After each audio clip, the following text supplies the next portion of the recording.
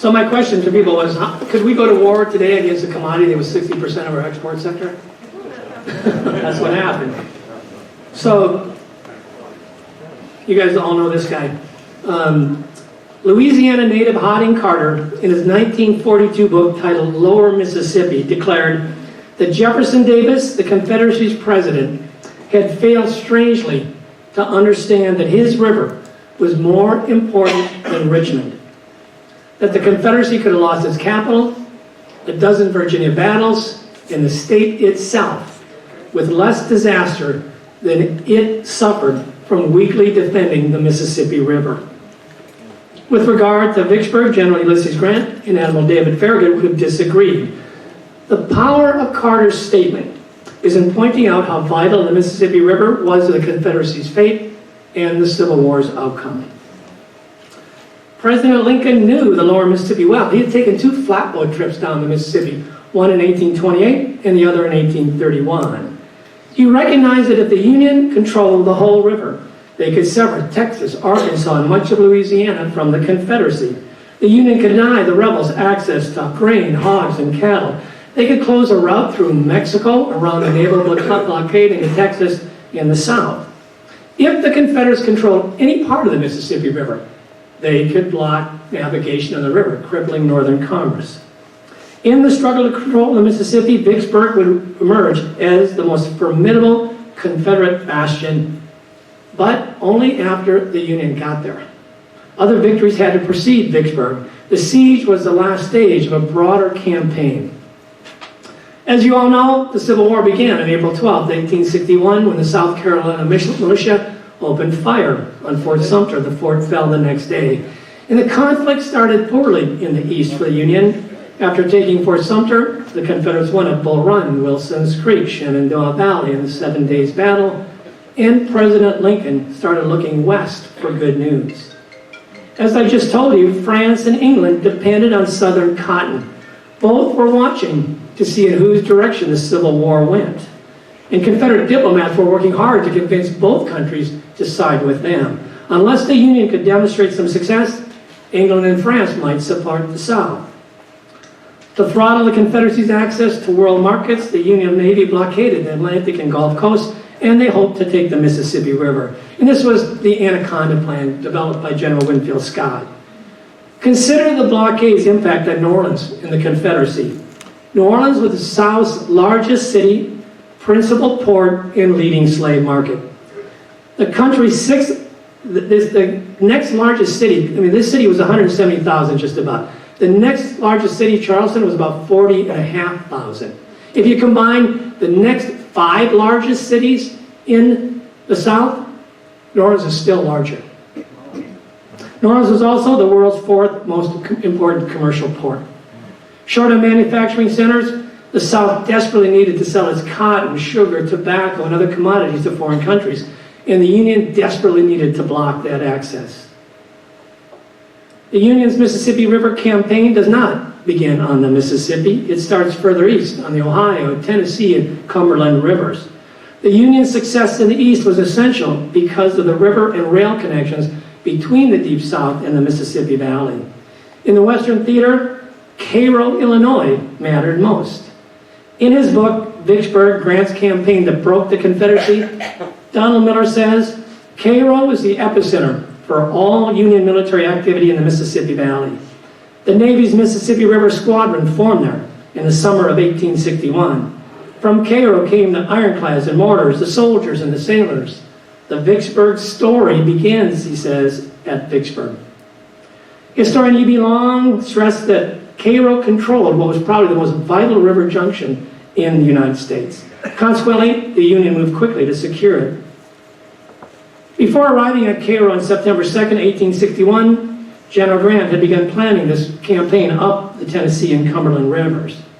You should consider these moves Act 1 of the Mississippi River Campaign. If these did not succeed, taking Vicksburg would become difficult, if not impossible. On September 3rd, 1861, Confederate General Leonidas Polk struck first, taking Columbus, Kentucky, and occupying Belmont, Missouri, and both lay just down the Mississippi below Cairo. He then fortified Columbus with 140 cannons and put a huge chain across the river to to delay any boats coming downriver or upriver that would make them easier targets. Polk's move, however, violated Kentucky's neutrality, but the Confederates believed it was worth it. In response, Grant, with 2,000 soldiers and support from gunboats, headed for Paducah, Kentucky, at the confluence of the Tennessee and Ohio rivers. On September 6th, as he came inside of Paducah, he saw Confederate flags flying over the city. They had expected the Confederate army. Grant took the city without a fight. The next day, the Kentucky legislature voted 77-20 to join the Union. Grant had secured his opening of the Tennessee River. But he briefly shifted his focus back to Polk's forts at Columbus and Belmont. On November 6th, he moved from Cairo to near Belmont, which he believed was the easier target. The next day, Grant attacked, surprising the Confederates and taking the camp, but his inexperienced and undisciplined soldiers pillaged the camp and lost focus on the situation. Reinforced from Columbus, the Confederates regrouped and, supported from artillery across the river, counterattacked. And they nearly trapped Grant. He barely made it to his boats, him and his troops. While his men and some newspapers thought it a victory, Grant's critics lambasted it as a defeat and demanded his removal. Using Grant's formidable opponent, alcohol, to their advantage, his critics claimed Grant was often drunk. And such stories, of course, would dog him through the Mississippi River campaign. And new to his command, his hold on his leadership was tenuous. Another challenge came from a personal and growing animosity between him and General John McClernand. McClernand thought he should be leading the army at Cairo. Trying to undermine Grant, he sent a report to George McClellan, the Union's general-in-chief, claiming that his brigade, not Grant's, had won at Belmont. Weathering the assaults from within and without, Grant began planning for his campaign up the Tennessee River to Fort Henry and up the Cumberland River to Fort Donelson, which he finalized in January 1862. A strong river or brownwater navy was central to his plans, and by January he had 7 city-class ironclads built by James Eads and 38 mortar boats.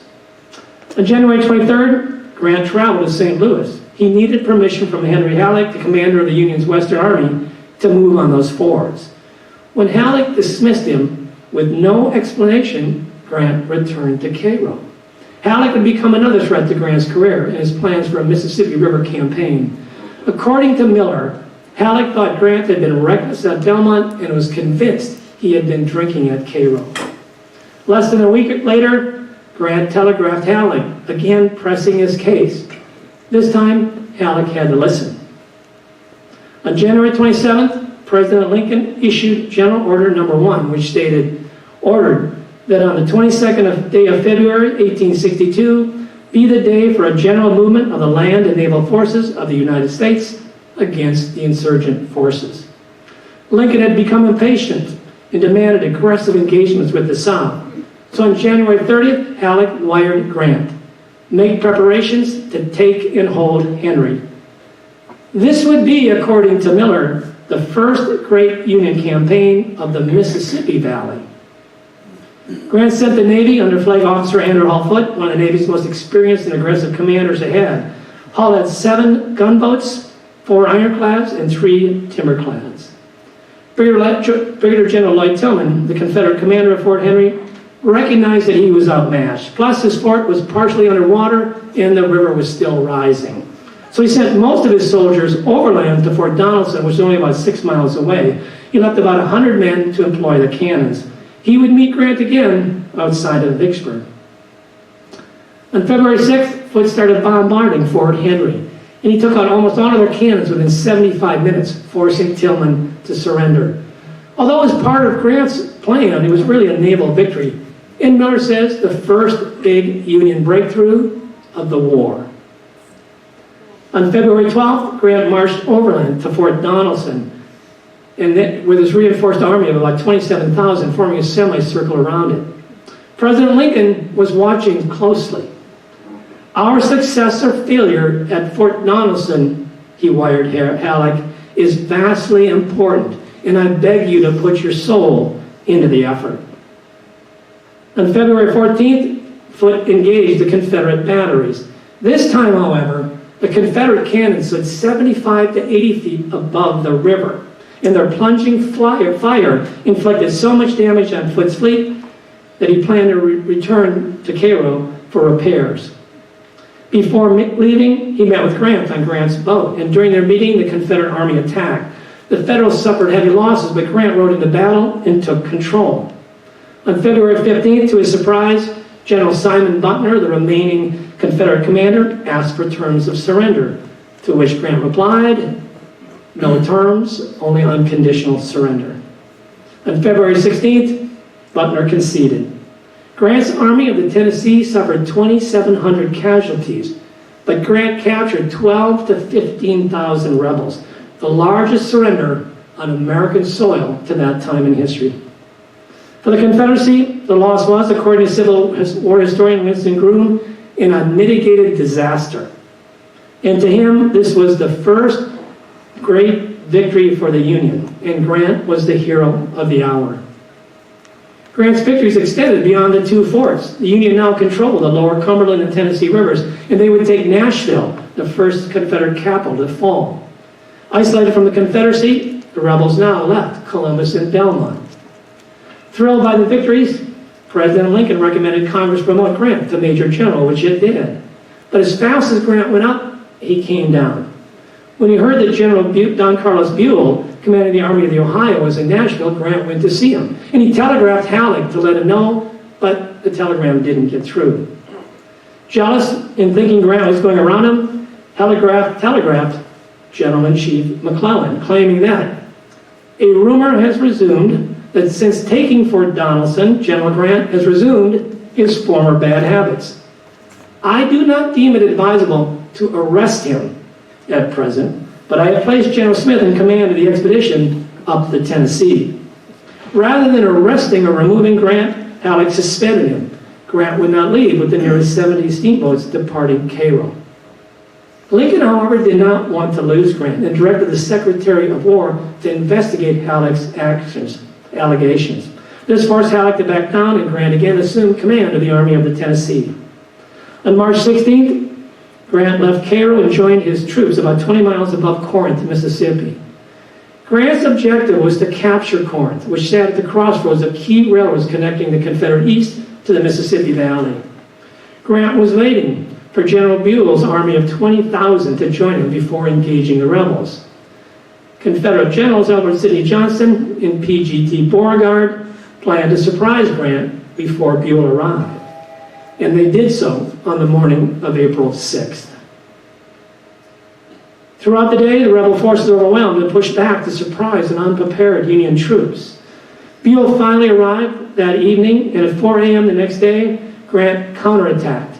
While the rebels fell back, they fought hard. As the battle wore on, Beauregard recognized that his troops were exhausted and they were running low on ammunition. They had already sustained over 10,000 casualties. So he ordered a retreat. Beauregard had taken command the previous day when General Johnston, shot in the back of the leg, had bled to death. Initially, Grant received praise for the victory. Congress suspended business. Lincoln declared a day of worship. And some newspapers proclaimed Grant a national hero. Then Miller says the casualty list became public. There were more casualties at Shiloh than in the American Revolution, the War of 1812, and the Mexican War combined. Union casualties totaled 13,047. The Confederates suffered 10,669. Despite the Union victory, some northern newspapers pilloried Grant for being surprised and overwhelmed on the first day. They spread rumors that he had been drinking, alleging that his troops had needlessly suffered. Calls for removing Grant overwhelmed the White House. Again, President Lincoln stood behind him. To Grant's critics, he replied, "I can't spare this man. He fights." In retrospect, Miller asserts Grant exercised clear judgment in the heat of battle and grasped the larger tactical picture that led to his winning on the second day. Civil War historian Ron Chernow phrased it a bit differently. For Grant, Chernow says Shiloh represented a personal victory. He had rescued his army from his own errors, showing a gumption and audacity that altered the battle's course. On April 11th, Halleck arrived at Shiloh and took command away from Grant. Grant was so frustrated and taken aback that he thought about getting posted elsewhere or even leaving the Army. His friend and ally, George Tecumseh Sherman, talked him out of it. Halleck then took 2 weeks to march 20 miles to Corinth. Ignoring Grant's recommendation to attack, Halleck laid siege to the town. And to fool Halleck, Beauregard set up fake soldiers and fake cannons and abandoned Corinth on the evening of the 28th to the 29th. Halleck took it the next day. Halleck thought it was a great victory. Grant and others saw it as a missed opportunity and thought Beauregard had duped Halleck. Then on June 6th, Halleck returned to St. Louis. But he was back on July 11th. This time he placed Grant over the District of Tennessee, which included all the land bordered by the Mississippi to the west, the Ohio to the north, and the Tennessee to the east. And he added the Army of the Mississippi to Grant's command. Why the reversal? You probably can all answer that question. Lincoln had decided to replace George McClellan with Halleck, so Halleck headed east. Grant could now shift his focus to the Mississippi River. His plan depended on the Union controlling the Mississippi River above and below Vicksburg. Achieving that control for me is Act 2 of the Mississippi River Campaign. After the Confederates retreated from Fort Donelson and Belmont, they fortified New Madrid, Missouri, in Island 10 just above it. New Madrid lies in southeastern Missouri. I know you guys all love maps. Please don't get hung up on the details of these maps too much. Just listen for the story I'm telling you here. Confederate General Leonidas Polk sent 5,000 troops to New Madrid, adding to the 2,000 already there. He placed them under General John McClellan, bringing the total troops to about 7,000. Halleck then ordered General John Pope, leading the Army of the Mississippi, with some 18,500 troops to remove all Confederate obstacles above Vicksburg. On February 28th, Pope departed New Madrid and requested support from Admiral Foote. On March 3rd, Pope reached New Madrid. But he had to hold back. The river was really high, and there were 7 timber-clads out there. Because the river was high, it elevated the guns, and they could shoot right at Pope if he tried to come toward New Madrid. So he sent to Cairo for siege cannons, and again implored Foote to join him. But Foote resisted.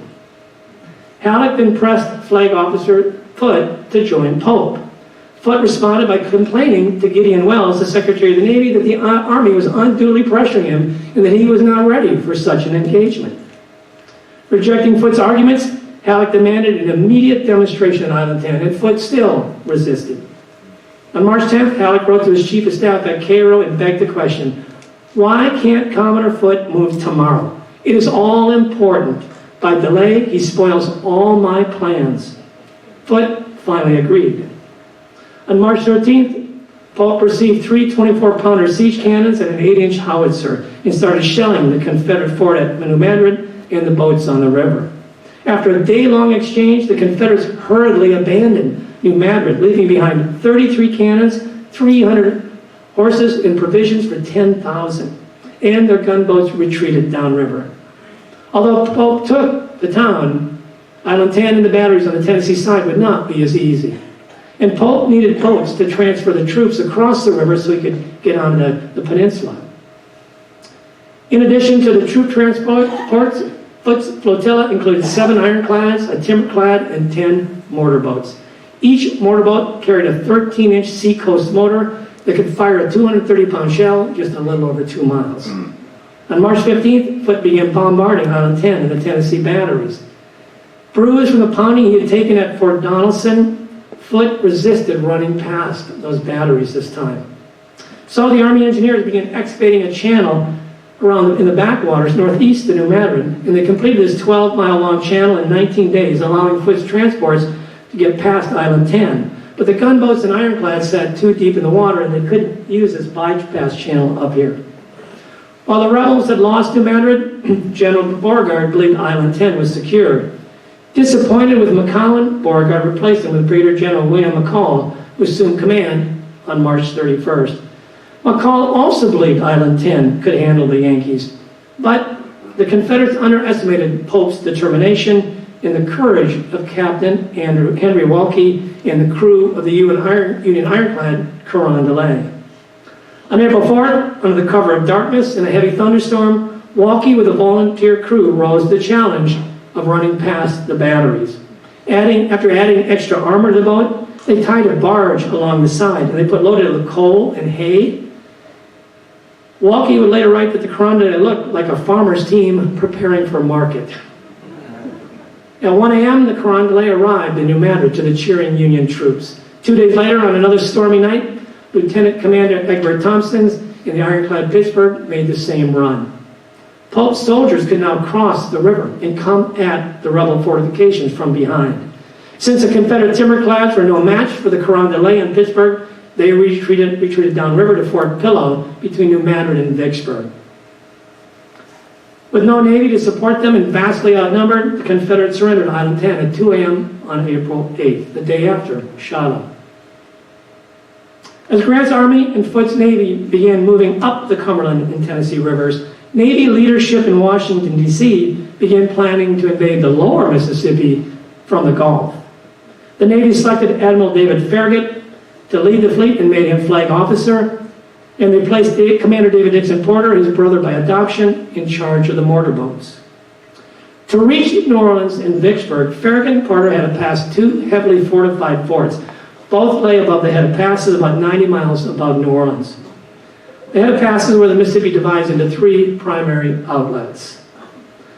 Fort Jackson, 74 guns, guarded the west bank. Fort St. Philip's, 52, the east. On March 7th, 1862, Farragut set sail for the Mississippi River, but he would have to overcome the river's natural character first. As the Mississippi reaches the Gulf, it starts slowing, it starts dumping all kinds of sediment. At this time, at certain times of the year, there's only 8 to 12 feet of water over each of those outlets. While Porter's motorboats could get by, it would take over a month for Farragut to get his ocean-going vessels over. Porter used this time to scout the two forts, determine the range of their guns, and to position his 19 mortar schooners. The scouting also revealed that the Confederates had placed an iron chain across the river, connected through derelict hulks, again slowing any approaching vessels so they'd be easier targets. On April 18th, Porter opened fire. Concentrating on Fort Jackson, he thought he could level the fort in 2 days, and after 6 days, it still held out. And this is remarkable. On the first day alone, he fired 2,997 shells at Fort Jackson. Losing patience, Farragut decided to run the 126-gun gauntlet. In addition to the fort's guns, the rebel fleet lay upstream, including the 16-gun ironclad Louisiana and the rebel ironclad ram Manassas. The rebels had also prepared rafts to set on fire and send down into the ships. Farragut knew he had to deal with that chain, so he sent, on April 20th, he sent 3 gunboats out to remove the chain. But after 3 days, they were only able to open a gap that would allow the ships to pass single file. Consider the risk Farragut was taking. If the Confederates sank or damaged too many of his ships, Union hopes for taking New Orleans and possibly Vicksburg could be shattered. At 2 a.m. on April 24th, Farragut signaled his 17 ships to move forward, covered by Porter's mortars. The rebels set their rafts on fire and sent them downriver. The Confederate steam tug Mosher pushed one of them into the Hartford, Farragut's ship. A quick-thinking crew member grabbed 3 20-pound shells, took off the caps, and threw them onto the burning raft. The explosions caused the tug to pull away, which allowed Farragut's boat to hit it with a broadside and sink it. The darkness and smoke from the gunfire and burning rafts made it hard to tell Union ships from Confederate ships, but Farragut had counted on that. That would limit the ability of the two forts to target his vessels. An hour and a half after they began their desperate run, they made it. Farragut suffered 1 gunboat sunk and 229 casualties. The Confederates lost 12 boats, including the Manassas and the Louisiana, and suffered 782 casualties. On April 25th, as Farragut neared New Orleans, batteries opened fire at him, but he quickly silenced them. Despite its size and its commercial importance, New Orleans was ill-prepared to repel Farragut, giving substance to Hod and Carter's criticism that Jefferson Davis had failed to defend his river. Most of the soldiers had been sent upriver to help Polk at Columbus and Belmont, After they withdrew from that fort, they went down to Shiloh. By the time Farragut reached the city, Confederate General Mansfield Lovell had abandoned New Orleans with the troops he had. Informed New Orleans had fallen, Fort Jackson and St. Philip surrendered. The ultimate victory, however, depended on conquering Vicksburg, and Farragut began pushing his ocean-going vessels up the Mississippi. On May 7th, the USS Iroquois, commanded by Captain James Palmer, reached Baton Rouge and demanded the city's surrender. When they refused, he marched his soldiers to the militia barracks and raised the American flag. Despite the many obstacles presented by the still natural river, like snags and twisting channels and sandbars, the first vessels arrived below Vicksburg on May 18th. Commander Phillips Lee demanded the city's surrender, and 3 individuals all replied with an emphatic never. Transferring to the Kennebec, a faster gunboat, Farragut arrived on May 21st. He assessed the city's defenses. The town of some 5,000 was growing into one of the Confederate's most heavily fortified cities. Its bluff tops rose several hundred feet above the Mississippi River. And not only did it have the high ground, the river performed one of those great big loops right in front of the city. So any boats coming upstream or downstream at it, the cannons had a clear line of sight for a long ways, and then they had to do that sharp turn right in front of the city, right before the guns. Farragut wanted his gunboat commanders to take on the batteries, but 3 of the 5 argued against it. He then returned downriver to pick up his sloops of war. He thought he could maybe bombard the city into submission. Again, the commanders resisted a full-on engagement. Artillery from the high bluffs could have a plunging fire right down on the boats, and the guns really couldn't elevate enough to get at the high batteries. And since Farragut didn't have the ground troops he needed for an assault, he returned to New Orleans. But he didn't stay there very long. By May 30th, he's in New Orleans. From correspondence waiting for him there, he learned that President Lincoln was not happy that he'd gone back to New Orleans. And the Secretary of the Navy, Gideon Welles, issued orders stating, "The President of the United States requires that you use your utmost exertions without a moment's delay to open the river Mississippi and effect the junction with Flag Officer Davis, commanding the Western Flotilla." Farragut had deep reservations about returning upriver. To the Assistant Secretary of the Navy, Gustavus Fox, he wrote, "I am heartsick and fear sad failure up the river." To his wife, he penned, "They cannot deprive me and my officers of the historical fact that we took New Orleans. Now they expect impossibilities." Farragut knew he had to move quickly. His ocean-going vessel sat too deep in the falling Mississippi River. In early June, he reluctantly headed back up to Vicksburg. Oops. At the same time, Flag Officer Charles Davis and Colonel Charles Ellet steamed downstream and attacked Memphis with their ironclads and rams. 8 Confederate rams defended Memphis. The fleet had sunk 2 of Eads' ironclads in May, and they thought they could handle the Union fleet. But in just over an hour, on June 6th, 5 Union ironclads, supported by 4 of Ellet's rams, destroyed all but 1 of the Confederate boats. 2 of Ellet's rams did most of the damage. The Union's greatest loss was Charles Ellet. Shot in the leg, he refused to have it amputated and died of blood poisoning 15 days later. His brother, Lieutenant Colonel Alfred Ellet, would assume command. Knowing Davis was coming downriver from Memphis, and because Memphis was a closer supply base, Farragut decided to push past the batteries at Vicksburg. He'd made it past Fort Jackson and St. Philip, hadn't he? At 2 a.m. on June 28th, Farragut charged through the 3-mile-long artillery barrage. It took an hour and a half, and while the Confederates riddled his 2 sloops of war and 6 gunboats with holes, they made it. The Brooklyn and 2 other gunboats had to turn back. The same day, Farragut sent a dispatch to Halleck, begging the army for troops. He stressed there was no way he could take Vicksburg without an army. Halleck replied he couldn't spare the troops. Hoping to bypass Vicksburg, Brigadier General William Thomas and his Marines began digging a cutoff channel through the DeSoto Peninsula. They hoped that if they could make this channel work, they could cut through that net, they could bypass Vicksburg and negate its strategic position without a fight. The river had cut through its loops naturally for thousands of years. Why couldn't it do so with a little human help? But dysentery, malaria, sunstroke, and exhaustion incapacitated many of William's men. At one point, only 800 of his 3,200 Marines were fit for duty. So he conscripted about 1,200 slaves from neighboring plantations, but they too suffered from disease and from a lack of food. But they still excavated a canal 13 feet deep and 18 feet wide, but the river refused to take the cut. On July 1st, Davis arrived above Vicksburg. He had replaced Andrew Hull Foote in May.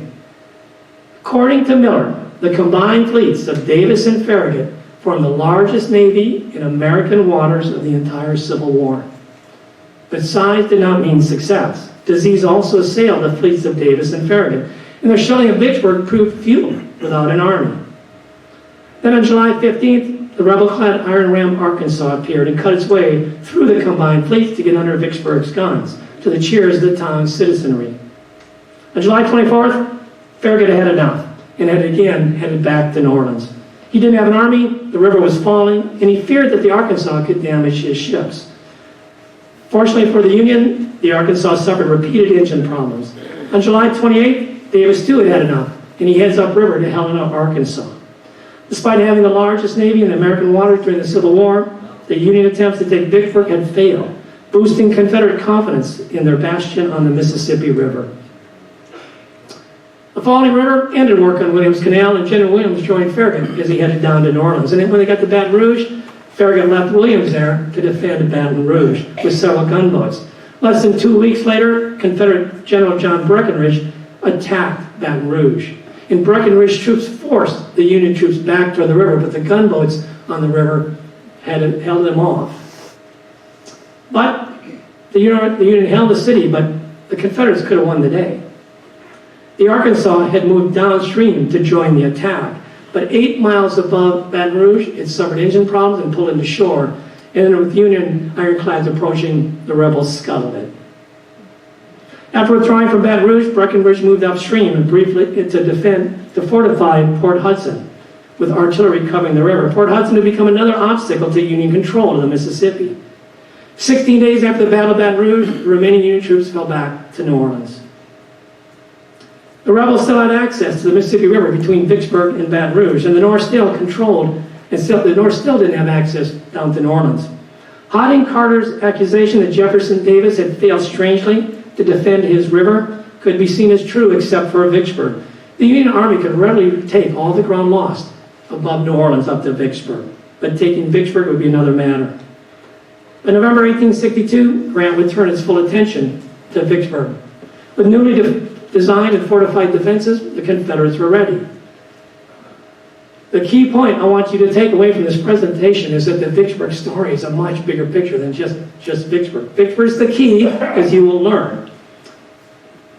Now I will leave it to one of the leading experts in the whole country on Vicksburg to finish his story only as he can.